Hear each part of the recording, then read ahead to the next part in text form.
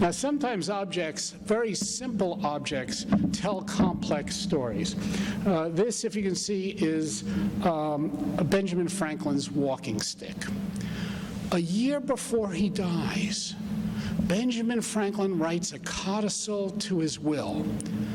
He says, "I leave this humble stick to my good friend George Washington. This could have been the scepter of a king. Instead, it's crowned with the simple cap of liberty." Well, what the heck was Benjamin Franklin talking about? So if you think, when we do the research on Benjamin Franklin's walking stick, we find that this stick was given to him by a French countess in Paris just after the American victory at Yorktown. We'd won the Revolutionary War, won a war of independence. And this was somebody that Benjamin Franklin played chess with, made music with, probably made some other things with, but that's another story. But she had two sons fighting in the Revolutionary Army. And so she gave this to Washington, and it was nice decorated gold on top. And I was looking at that gold on top and wondering, what is that? A nice decorative item. Okay, so when Benjamin Franklin went to France as our ambassador, he had to convince the French to help support the American army against the British. And Benjamin Franklin wore a fur cap. Now, Benjamin Franklin was the most famous American by far in Europe. He was very distinguished, honorary degrees, respected as a scholar, scientist, and so on. But what people loved in France was Benjamin Franklin's fur cap. Because Franklin was regarded as, on one hand, the most cultured of Americans. And remember, the French at the time were playing out the whole notion of, the whole notion of human nature. The nature of human beings in the state.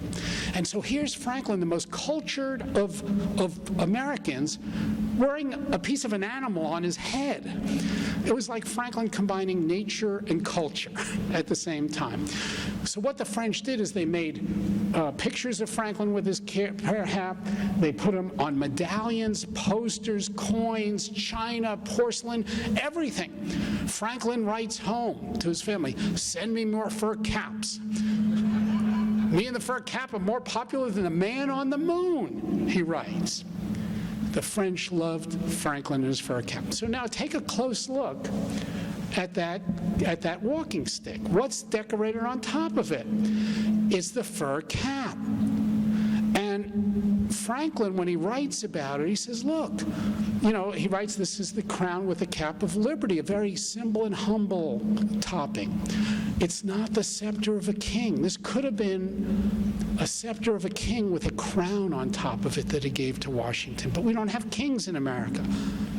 And so in this one object is a very early, very poignant statement about the nature of American democracy at its founding. Just with that simple dewey decoration, that if you didn't do the research, you wouldn't know what it was.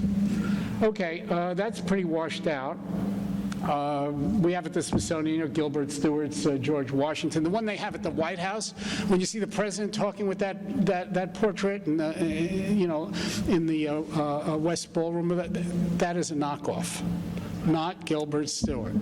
The Smithsonian and White House argue all the time, but the original is in the, there's one in the Brooklyn Museum too that's done by Gilbert Stuart.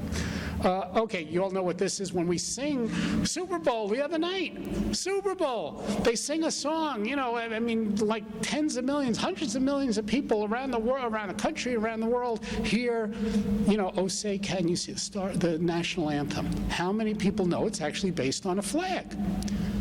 This is the flag. That was the flag that flew over, very hard to see from anywhere in the back. This was the flag that flew over Fort McHenry. August 1814, the British had come to Washington. They burned the White House. That's when Dolly Madison rolled up that knockoff Gilbert Stuart to save it. They burned the White House. They burned the Capitol.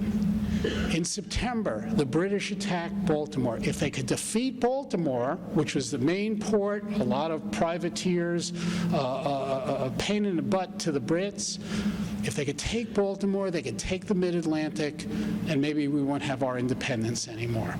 The night of September 13th, it's stormy, it's rainy, and the British fleet is attacking Fort McHenry because if they take that small fort, they could defeat Baltimore.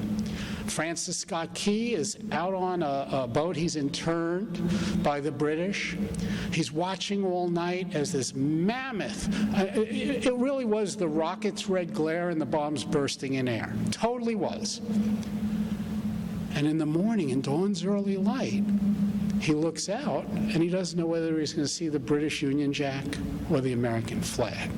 And this was a big, big flag.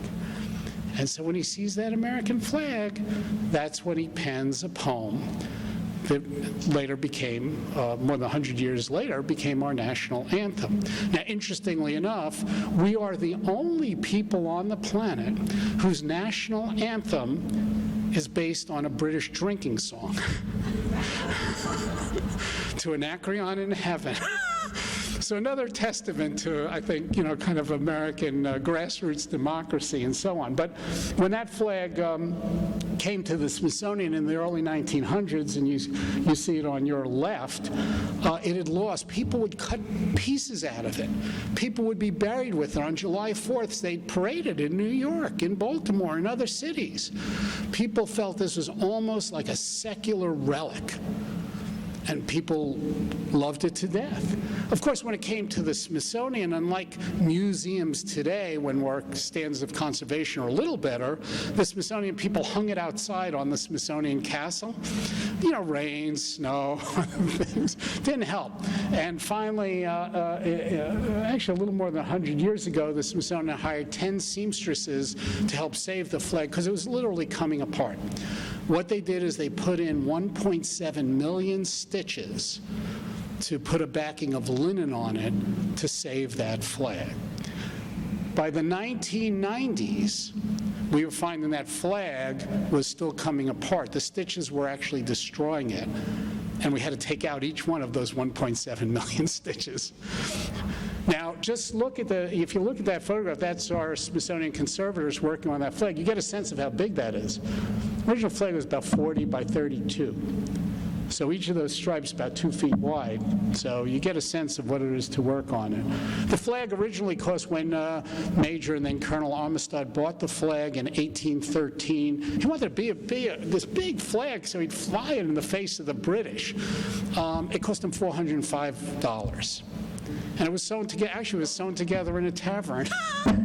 Seems to be a theme in American history. It was sewn, so $405. When we repaired the flag and put it in its new setting at the Smithsonian, where it's seen by about 5 million people a year, the final tab on the flag was $58 million.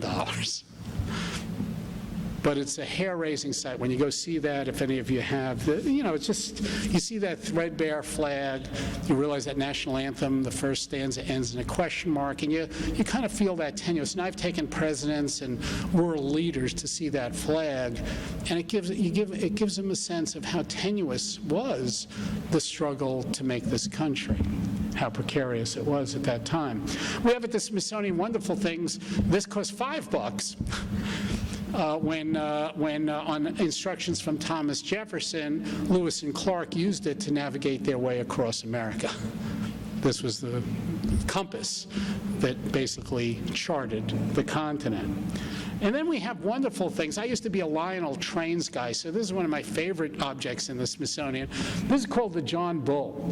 And this is so much a New York, New Jersey story. I can't, I help but tell it. So in 1931, the U.S. did not make locomotives in the 1820s. We had a guy that was an entrepreneur, and he felt he had the two biggest cities in America, New York and Philadelphia. There was a new technology called the steam engine, locomotive. Why not connect these two cities? Now, you couldn't do it because of, the rivers and so on. So basically what you ran is you ran all the track in New Jersey. You took a ferry from Manhattan to Amboy, and then you took it through Jersey, and then you took a ferry over to Philadelphia. Philadelphia. And so they laid the track in New Jersey. They got the locomotive from England. Now, this is like my dad building a swing set. So people in America had never seen a locomotive. So they built it in England. They put it in boxes. They sent it to Philadelphia to build, to put together, and then it was...